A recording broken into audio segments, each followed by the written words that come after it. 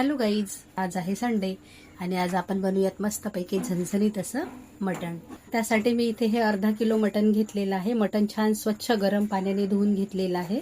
मटण वाफवण्यासाठी इथे मी कांदा कट करून घेतलेला आहे, टोमॅटो कट करून घेतलेला आहे, कोथिंबीर आहे, मेथीची भाजी कट करून घेतलेली आहे, आलं लसूणची पेस्ट आहे, तेजपत्ता आणि दालचिनी घेतलेली आहे. कुकरमध्ये तेल घातलेलं आहे. आता त्यामध्ये थोडेसे जिरे घालूया, तेजपत्ता घालूया, दालचिनी, आलं लसूणची पेस्ट परतून घेऊ.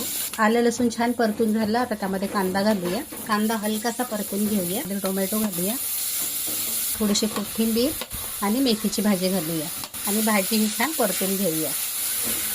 मेथीची भाजी छान परतून झाली. आता त्यामध्ये हळद घालू, थोडेसे मीठ घालूया. आता ह्यामध्ये आपण मटण घालूया. मटण छान मिक्स करून घेऊ. 5 मिनिटे आता हे असंच वाफेवर होऊ देऊ. 5 मिनिटं झालेली आहे. आता ह्यामध्ये आपण गरम पाणी घालूया.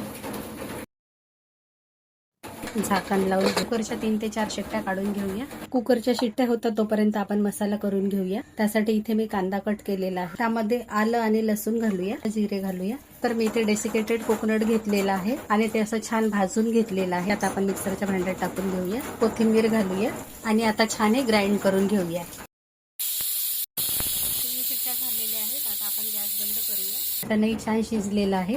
अशा पद्धतीत जर तुम्ही मटण बॉईल केलेत ना, छान असं सूपही तुम्हाला मिळतं. भांड्यामध्ये तेल तापत ठेवलेलं आहे. आता त्यामध्ये कढीपत्ता घालूया. कढीपत्ता छान तडतडला. आता त्यामध्ये आपण वाटलेला मसाला घालूया. मसाला छान परतून घेऊया. मसाला छान असा परतून झालाय. त्यामध्ये क्रश करून थोडी कसुरी मेथी घालूया. आता त्यामध्ये लाल तिखट घालूया. तिखट तुम्ही तुमच्या आवडीनुसार कमी जास्त करू शकता. धना पावडर घालूया, हळद घालू, परतून घेऊया. मसाले जळू नयेत म्हणून त्यासाठी थोडंसं पाणी घालूया. चवीनुसार मीठ घालूया. मसाला छान आता थोडा वेळ शिजू देऊया. मसाला छान शिजला आहे. आता त्यामध्ये आपण दही घालूया. छान मिक्स करून घेऊया. मिनिटं छान शिजू देऊया. 2 मिनिटं झालेली आहे. त्यामध्ये आपण मटण घालूया. छान मिक्स करून घेऊया. हे ते सूप घालूया.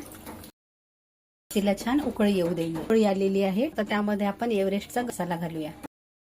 कोथिंबीर घालूया. झाकण ठेवू आणि भाजी छान शिजू देऊया. भाजीला छान उकळी आलेली आहे. गॅस बंद करू. 2-3 मिनिटे भाजी अशीच वाफेवरती ठेवूया. भाजी बघूया आपण. तयार आहे मस्त झणझणीत मटण. रेसिपी आवडली असल्यास लाईक करा, शेअर करा, सबस्क्राईब करा. थँक्यू. तर गरमागरम मटण आणि कुलचा.